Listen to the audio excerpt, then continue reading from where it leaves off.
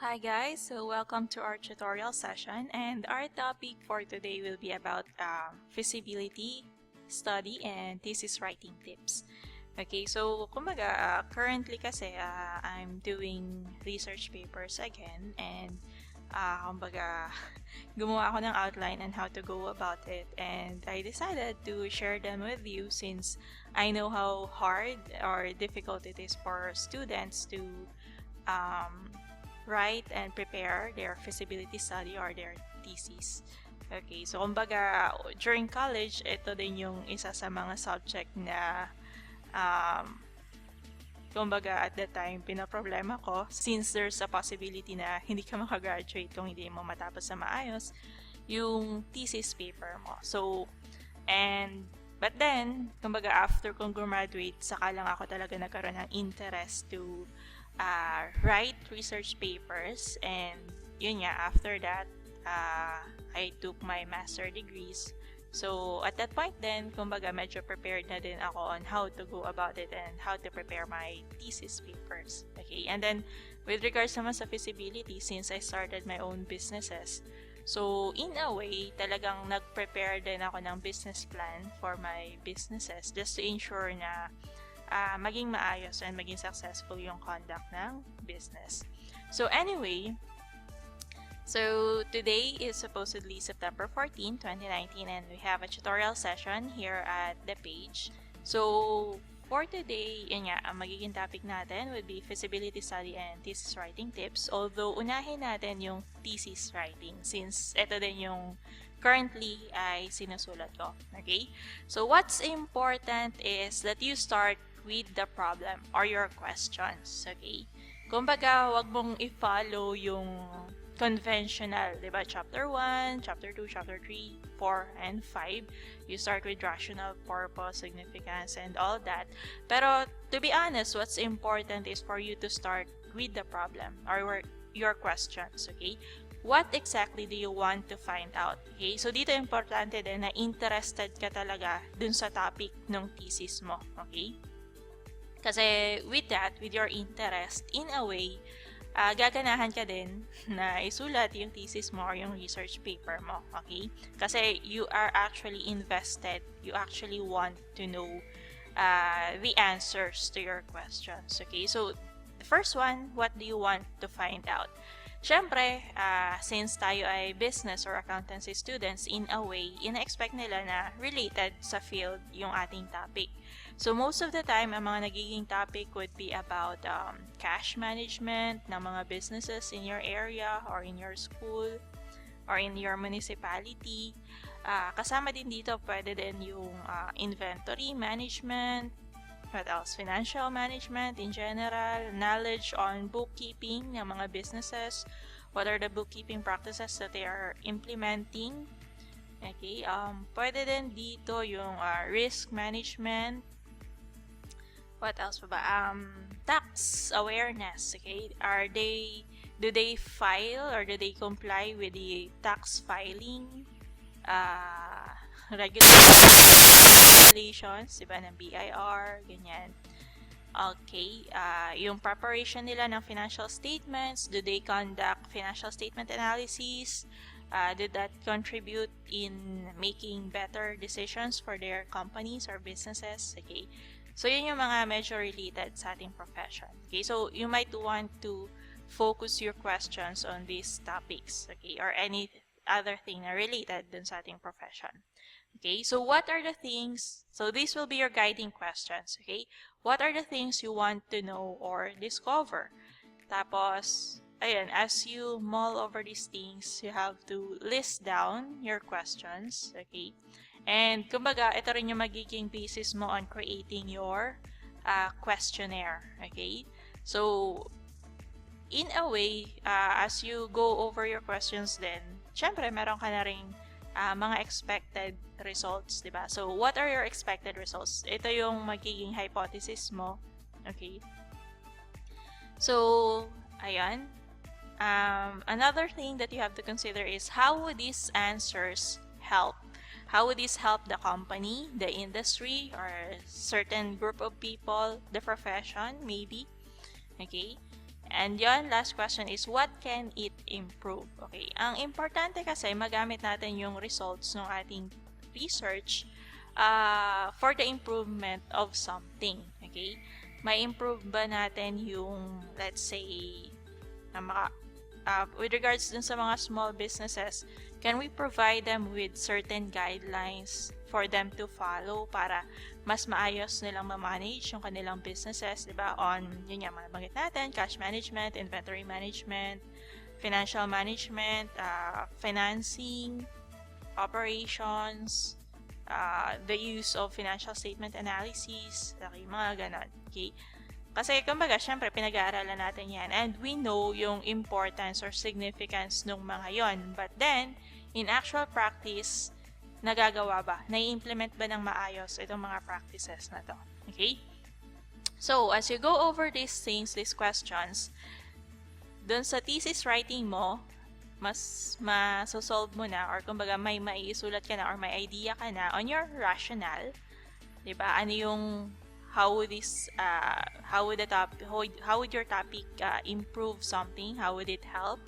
Okay, so meron ka ng rationale, meron ka ng purpose, meron ka na ring significance. Okay?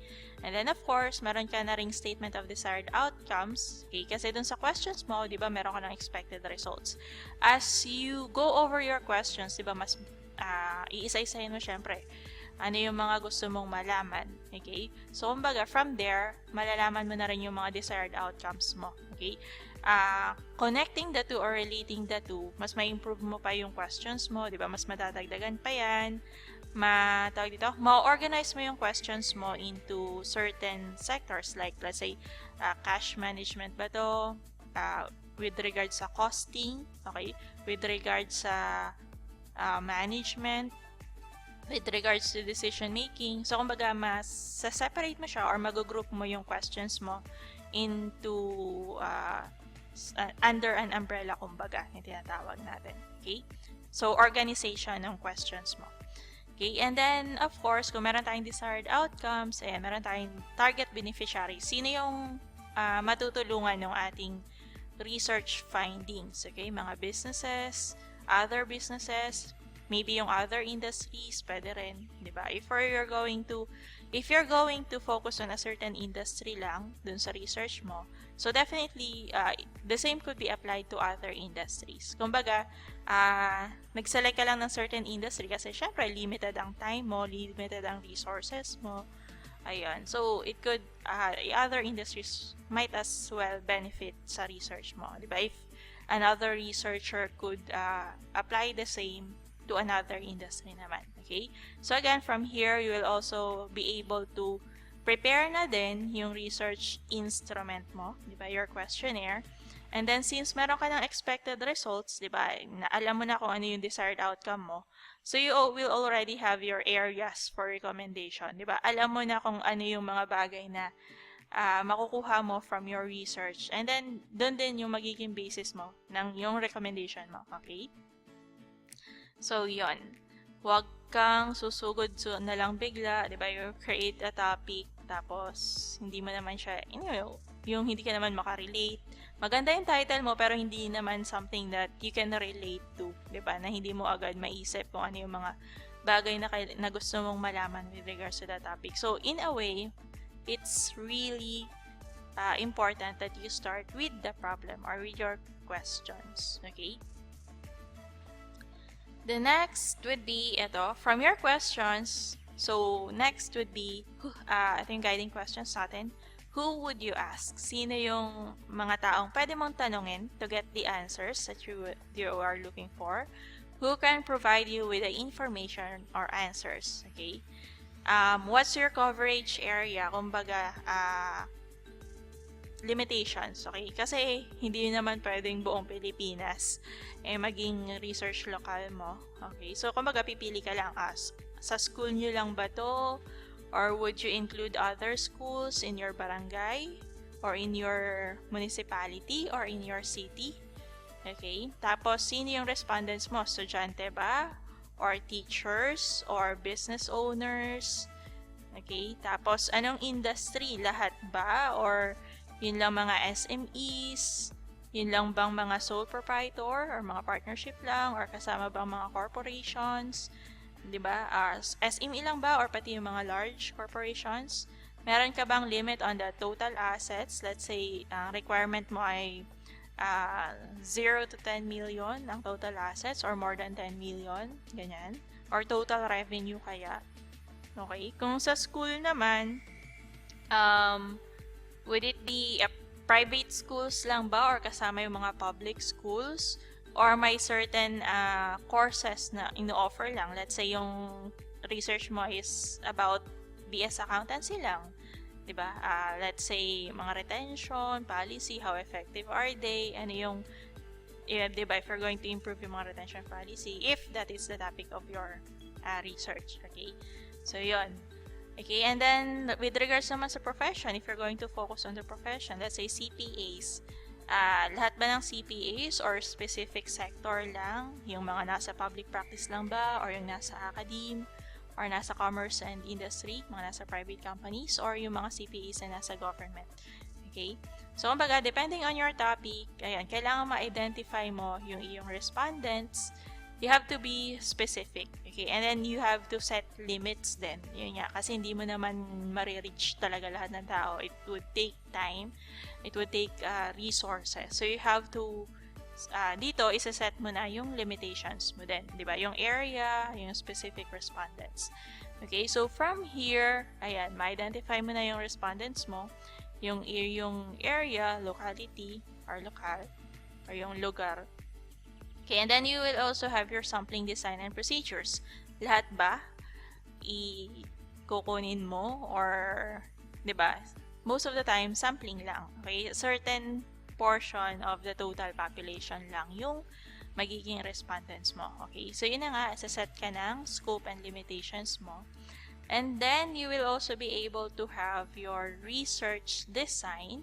Yung research design, most of the time, Likert scale. Okay? Yung strongly agree, neutral, disagree, tapos strongly disagree. Yun yung most popular. And in a way, mas madali kasi siyang i-analyze. Okay? And then, pwede rin naman yung mga open-ended questions.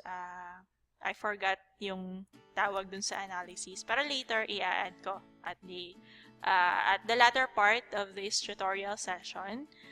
I-discuss din natin yung how to analyze yung data analysis ng Likert scale saka ng mga if you would rather yung open-ended questions. Okay? And then, pagdating dito sa data gathering procedures, so of course, after you identified your respondents, pipili ka saan lugar ka po hahanap, saan lugar ka pupunta, how would you distribute your questionnaire, and then how would you gather, kukunin mo ulit yung iyong questionnaire. Okay, so yan, data gathering procedures mo. If you're going to interview people, questionnaire din ba or face-to-face na interview? Okay, so yan, data gathering procedures mo. Okay, next is yung data analysis plan. Ayun na nga. So, later, discuss natin to. Pero magfo-focus lang ako sa Likert scale saka yung open-ended questions. Okay? And then, we have yung assumptions or hypotheses. Yun na nga, if you're going to set your limits kasi, so, masasama mo siya dun sa assumptions mo. And then yung earlier, if you have your expected results, then that would be your hypothesis. Next, okay, what do you need to know before you look for related literature or studies? Ito kasi yung kumbaga, it's the largest portion of paper mo. Karamihan dyan would be about the literature survey or yung review of related literature. Ngayon, paano ka ba maghahanap nung related literature? Saan ka pupunta? Although, mostly library or Google lang naman. Okay? So, pag naghanap ka na ng literature, ito rin yung magsaserve as your references, diba? So, ito, you need it to support the results of your research. Okay? So, review your expected results before you look for similar researches or literature. Okay? So, ano yung expected results mo? Kumbaga, yun din yung type of literature or other researches na hahanapin mo. Okay? And then make sure na kapag naghanap ka na ng related studies, i-take note mo na agad yung, di ba, year of publication, author, and then yung title ng study or title ng article or ng book. Ayan. And then yung publisher. Okay? Kasi APA format ang ating references. So make sure na every time you are reading a literature or a research, i-take note mo na agad yung information na yun. Okay? Tapos, nakaabang na agad siya sa references mo. Ngayon, kung gagamitin mo siya, edi sama mo siya sa references. If you find out later na hindi naman siya related talaga sa study mo, hindi mo gagamitin, edi remove mo na lang. Okay? So, ganito yung bukod dun sa isang buong chapter na yun, or isang buong portion ng literature survey, ito pa yung paggagamitan mo sa kanya. When you write your results and discussion or your findings, it would be like this, okay? So, aside dun sa narrative mo na the above table shows that ganito ganyan, okay? After that, syempre, meron kang a research conducted by another person, XX, on a similar topic. Banggitin mo yung article or yung title ng research, shows that ganito ganyan. Okay? Kumbaga, in relation dun sa result na pinapakita mo. Tapos, babanggitin mo, the above result supports XX findings, or kung hindi naman, edi the above results, however, is contradictory to XX findings.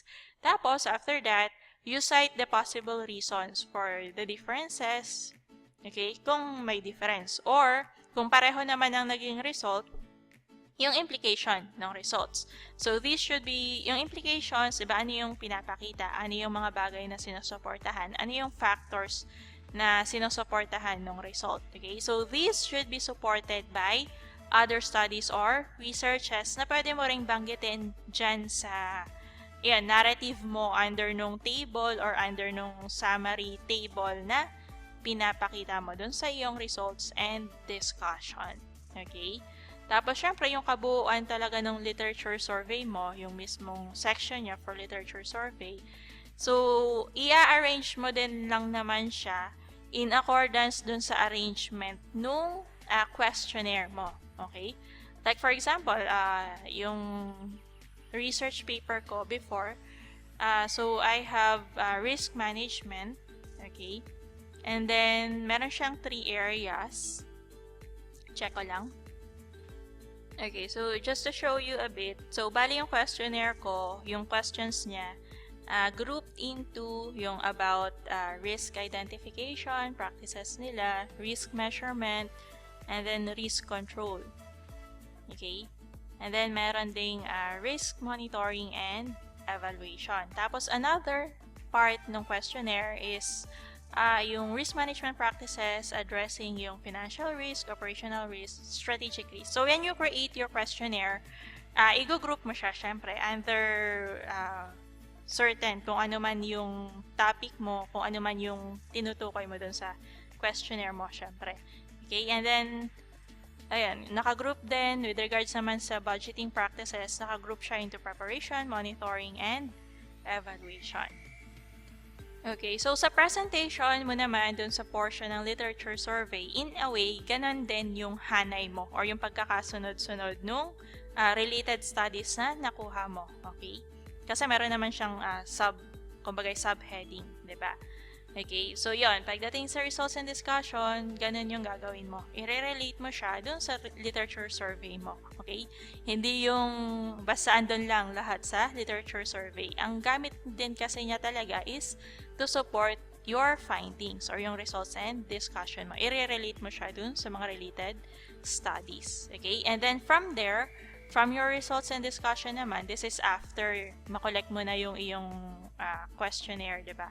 Yung mga filled up or may mga answer na questionnaire.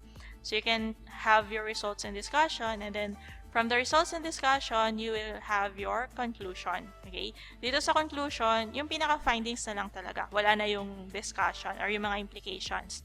That would be under nitong findings mo or results and discussion.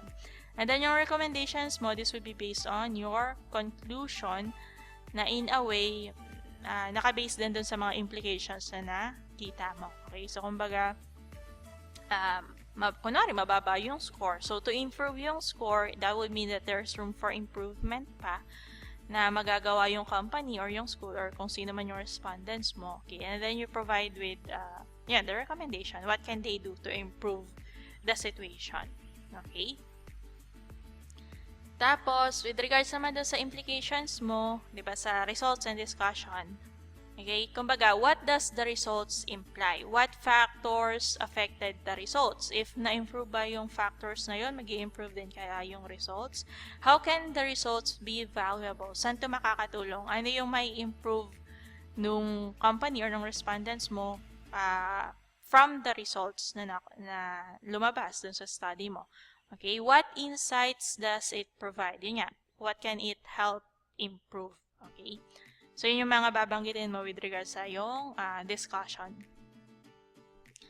Okay, so hanggang dun lang yung sa thesis writing. Later yung sa data analysis, okay, pag Likert scale and open-ended questions, okay.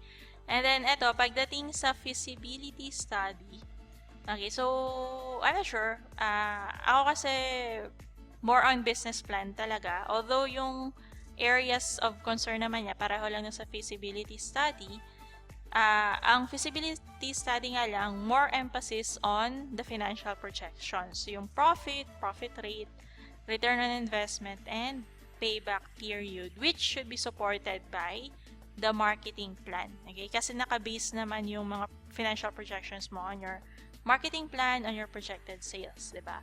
So, anyway, to start writing your feasibility study, you have to start with the product or service. Ano yung gusto mong i-offer sa public? Okay? How can it help people? Okay? So, ito yung kauna-unahan mong dapat pagmuni-munihan, dapat isipin, dapat i-brainstorm. Ano nga ba ang gusto mong ibenta, i-offer sa tao? And how can it help people? Anong maitulong yan? What are the benefits of using the product or availing the service? Okay? Tapos, after mong maisip yung product mo or service, is there a specific niche or target market for that product or service? Meron ba? Meron kang naiisip na specific? In a way kasi, mahirap magbenta kapag ang target market mo ay very broad. Lahat ng tao pwede. Okay? Medyo mahirap siyang ibenta. Okay? Pero kung siya ay specific, meron ka specific target, let's say mga teachers or mga students ng accounting, okay, or students ng business, or let's say kids or parents, tutorials, ganyan. Okay, you have to be very specific. Tapos, after mo ma-identify yung target market mo, how would you market your product? Marketing channels mo. Kaya ba yan ng social media lang, Facebook page, having Instagram account, ganyan. Joining different groups related dun sa product mo or service, okay?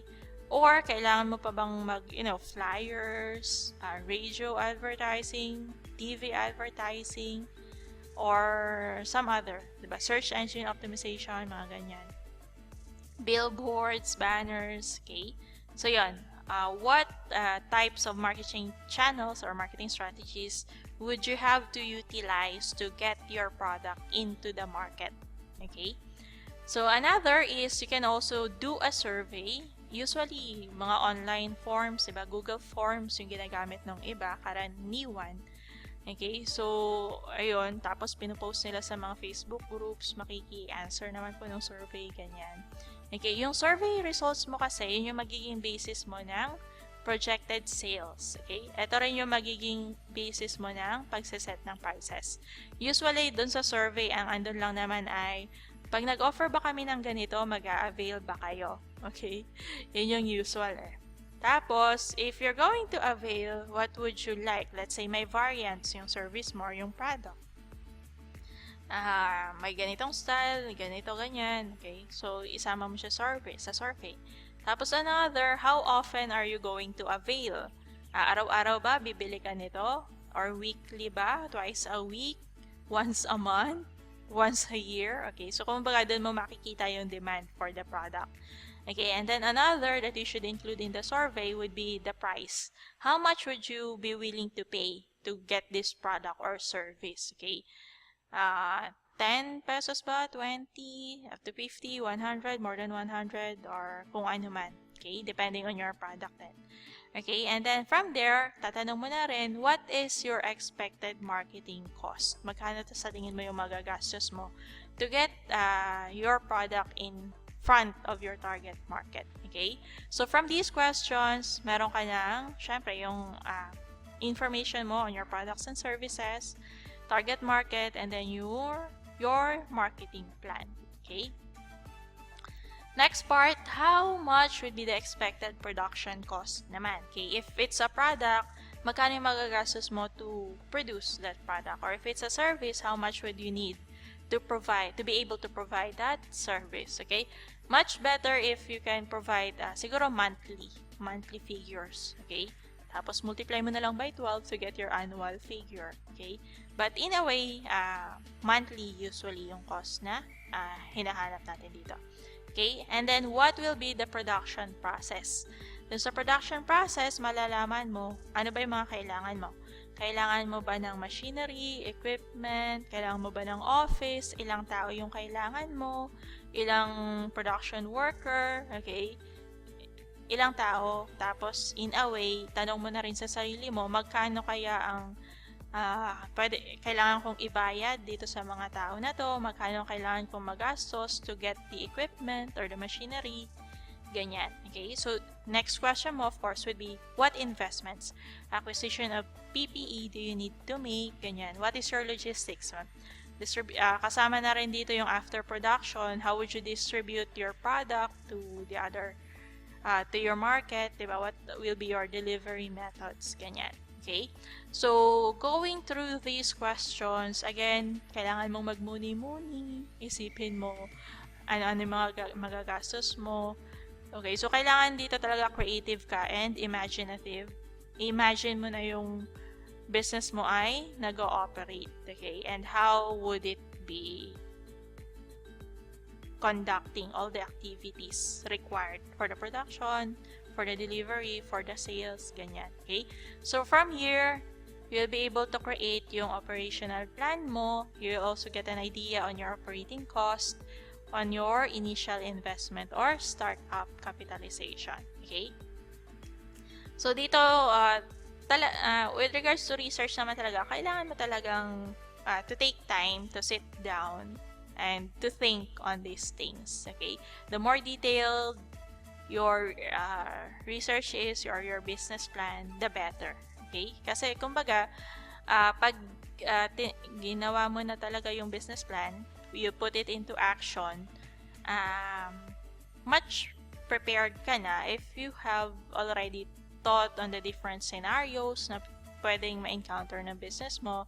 Kumbaga, in a way, prepared ka na on how you're going to approach these things, these problems, if ever they occur in your business. Okay? Another would be management and organization. Ilang tao ba ang kailangan mo to handle your business? Okay? Sapat ba na ikaw lang yung management, or do you need someone else to assist you? How many people do you need to help you or to aid you? Okay? Kasi kumbaga, although we have yung mga principles nga natin sa accounting, like segregation of duties, if it's, di ba, pag simula pa lang naman ng business mo, syempre, expenses lahat yan. So, kung pwede na, in a way, at the start, isang tao or dalawang tao lang muna yung mag-handle nun. Okay, and then as you grow, saka ka magdagdag ng tao, diba? Para ma-comply mo yung segregation of duties and for you to put effective internal controls, diba? Para ma-prevent mo yung mga fraud, ganyan.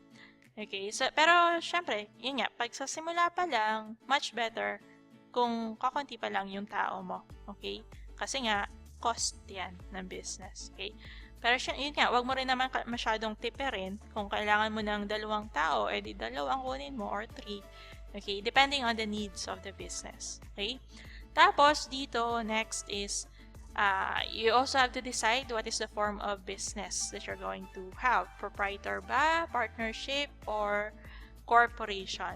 Okay? So, definitely, pag proprietor, solo mo lahat ng decision making, in a way, mas madali mag-decide kasi ikaw lang yung affected. Sa partnership, two heads are better than one in such that you have different ideas, diba? You get more input from other people. Ganun din sa corporation. Ganun. Kumbaga, shared responsibility. Pero yun nga, pag merong disagreement, argument, so medyo mas matagal bago kayo makapag-decide on certain things. Ayan. And then next is, key management position. Sino-sino ba ang decision maker? You have to identify. Tapos yung mga job positions and responsibilities, kailangan ma-plot out mo na rin siya kasi usually mga tao, di ba, tao kasi, human resource, nagtitinginan, nagsisilipan ng gawain, di ba? Yung tipong hindi niya ginawa yung isang bagay na yun kasi wala naman daw sa job responsibilities niya, di ba? Ganon. Kumbaga, kailangan mo ditong identify clearly kung sinong gagawa ng mga certain actions or certain responsibilities, roles and responsibilities. It's important na from the very beginning, very clear na talaga to. Kasi pag hindi mo siya ginawang clear, talagang magtutulakan yung mga tao mo na hindi ginawa ni ganito kasi akala niya si ganito yung gagawa, or hindi niya ginawa kasi yun nga, hindi naman niya alam na siya pa lang nakadaw ka doon, ganyan. Okay, so these are the things that you should really prepare properly. Okay?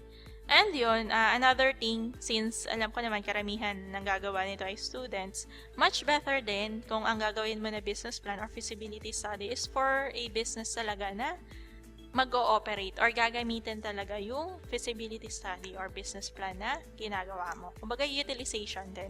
Gumawa ka na rin lang ng research, much better kung magagamit siya in actual. Okay?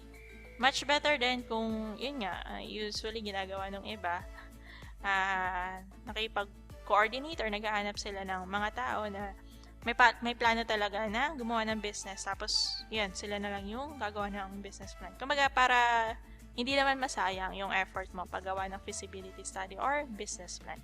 It would be nice din kasi to see na yung pinrepare mo na business plan is being utilized, ginagamit talaga, and nakakatulong talaga dun sa business pag siya ay na-put into action na. Okay? And then another dito is of course your salary budget. Magiging part din kasi ito ng financial projection mo later. Pero much better din na meron ka nang nakaprepare na salary scale, di ba? Ano yung entry rate nila, entry salary pag pumasok sila, and then how would it increase depending on their performance, ganyan. So, much better kung prepared ka na din. Okay, and then another, of course, ito na, company description. Tapos, company name, company location, ganyan. And then, why is starting this company important to you? Bakit mo ba naisip na ganyang type of business ang gawan mo ng feasibility study or business plan? Or if this is a business plan na talagang gagamitin, ito nga, why is it important to you? Okay? And then, what do you want your company to be known for? Mission and vision statement mo, objectives, core values. Okay? And then, what type of culture, with regards na to sa management and organization, what do you want your company to be known for? Diba? Non-toxic environment, stress-free, values, human resource, provides a lot of incentives, ganyan, benefits, whatever. Okay? Positive culture, we don't encourage negativity here, we don't need toxic people, we only accept positive individuals who are contributing to the company, who will lift each other up, who will help each other out, ganyan. Okay, so what type of culture are you going to develop for this company that you're making a business plan for? Okay, tapos what will be the contribution to the community? Will you be providing CSR activities, community extension? Will you adopt a school? Will you adopt a community? Will you provide help to certain individuals? Mga ganyan. Okay, so what will be your contribution to the community? So part ito ng background and your company description. Okay, and then of course, again, pinaka-focus talaga ng feasibility study would be the financial reports, okay? Profitable ba? Gaano katagal ang payback period? Gaano kataas ang return on investment? Okay? So, yun na. But first, of course, kailangan mo munang ma-identify is how much is the cost of production, diba? Direct material, direct labor, overhead. And then, after that, production cost, next would be the admin and selling expenses. Magkano rin ang magagastos mo for this. So again, much better if ma-plot mo siya for yung figures for 1 month. Okay? I-multiply mo na lang by 12 to get yung annual figure mo. Okay?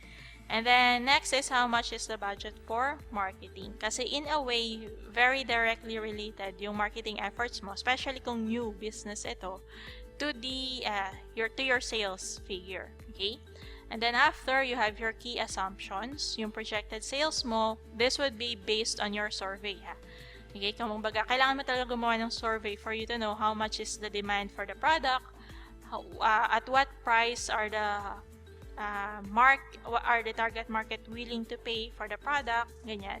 Okay, so from there, you will have your projected sales. Okay, and then from your projected sales, you will have your cost of production. Okay, and then you have your admin and selling expenses. Very important din dito sa key assumptions, ma-distinguish mo yung line item expenses, diba? How much would you spend on representation, transportation, what else? Supplies, utilities, would you be having internet expenses, ano pa? Load expense, ganyan. Ano pa? Water expense. What else? Salaries, employer share, contribution, rent expense ba, depreciation, miscellaneous, advertising, repairs and maintenance. Okay, so kumbaga, bawat isa doon, lagyan mo na ng budget. Okay, multiply mo na lang by 12.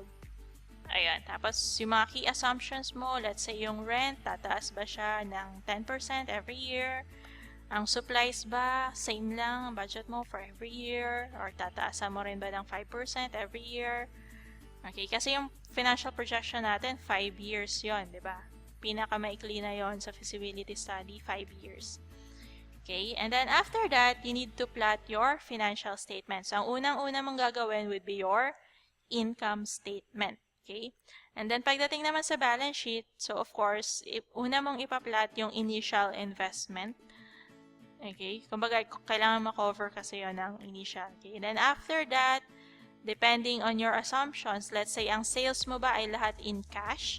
So, ang lahat in cash, so yung sales mo minus expenses, ayan, na affected lang doon sa balance sheet ay yung cash account mo. Ngayon, kung credit sales ka din naman, so ilagay mo siya sa iyong key assumptions. Let's say 70% are in cash, 30% are receivable. Tapos dun sa receivable na yon, how long can you collect? Let's say out of the total receivables, 50% are collected the following month, and then the other 50% is collected on the second month after the sale. So may mga ganun kang assumptions. Okay, and then depending on that, so dun mo palang mapaplot yung balance sheet account mo. Okay? Then after that, yung cash flow, you will also have to create yung iyong cash flow. So depending doon sa iyong expenses, how much of that went into yung sa operating, sa investing, diba? Sa assumptions, lalagay mo din is the business planning to acquire more equipment or more machinery, let's say on the second year or on the third year. So sasama mo yon. And then financing, lahat ba yan ay galing lang sa owner or sa investor? Or in the second year ba, third year, would there be additional investments for the company? So yan, sasama mo siya sa cash flow statement mo. Okay, and then balik tayo sa income statement. May nakalimutan ako. Ayan, mga assumptions mo on your expenses. Lahat ba to ay cash? How long before you pay yung iyong mga expenses? Let's say within the month ba, bayad yan lahat? Okay, or with regards to your suppliers, kung meron mang suppliers, do you pay this month or the following month? Okay, so mga ganon, sasama mo siya sa key assumptions mo. Okay, and then yung assumptions mo for your 5-year period, yun na nga, mag-i-increase ba to every year, yung certain line item? Again, iisa-isahin mo siya ha. Tataasan mo ba yung budget every year? How much is the increase? 5% ba? 10%? Or a specific amount? Magtataas ba siya 5,000 per year? Or 10,000 per year? Ganyan. Okay? So, yun. Okay, so from here, mapaplot mo na yung startup and capitalization mo, which is your beginning balance sheet. Okay, and then you have your financial assumptions, and you will be able to create your 5-year projected financial statements. Okay, kasama din dito syempre yung increase. What is your projected increase in sales? Let's say 5% every year, tumataas din ang sales, or 10%, or ganyan. Ayan. So, basta mahalaga dito, bawat line item, if possible, lagyan mo ng assumptions. Kung increase or decrease, mga ganon. Okay, tapos after that, pinaka-last mong i-prepare is your appendices. So, you have your product variations. Kumbaga, kung bulky siyang ilagay dun sa pinakang body ng feasibility study, ilagay mo na lang siya ay sa appendices. Okay? Let's say yung product variations. You have a lot of products or different types ng bawat product.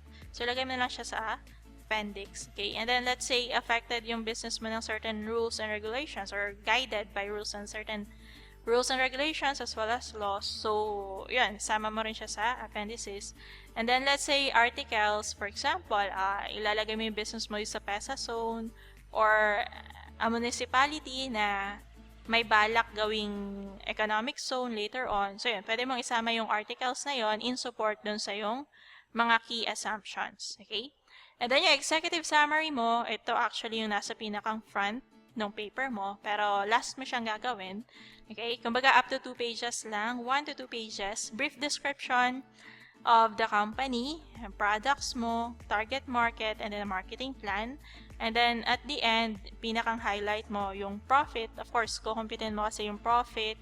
Pag natapos mo na yung financial statements mo, income statement, balance sheet, cash flow, so makakompute mo na, diba, yung profit mo. Kunin mo yung average profit for the 5-year period, as well as yung average profit ratio, return on investment on the first year, makukuha mo na to, as well as yung payback period, gaano katagal bago ma-recover ng investor yung kanyang capital. Ayan. So, highlight mo yon.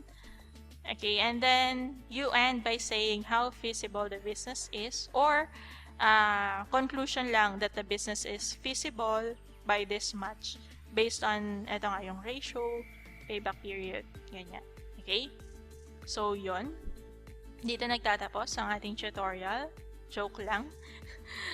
I-discuss natin yung sa Likert scale saka yung open-ended questions. Okay, so ito yung example ng sa Likert scale. Diba, doon sa Likert scale, usually 5-point scale, or depende sa'yo kung ilang points ang gagamitin mo. 4 or 5 or 6. So, let's say, yun nga. To a great, itong sa akin, to a very great extent, to a great extent, moderate extent, some extent, to a small extent, and then not at all. Okay, so you have your, kumbaga, subheading for your research. Tapos yung mga questions supporting that subheading. Okay, and then you compute for the weighted mean nung responses mo.